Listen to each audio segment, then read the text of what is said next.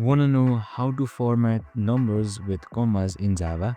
Well, no worries. In this video, I'm going to show you an easy step-by-step guide on how you can do it. It's super simple and under a minute, so let's get straight to it.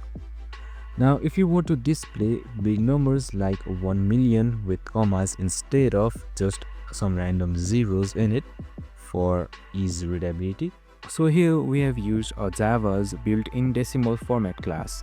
We create a new formatter with hashes, triple hashes, and use dot format condition on your number. So as you can see right here as well, we have used it.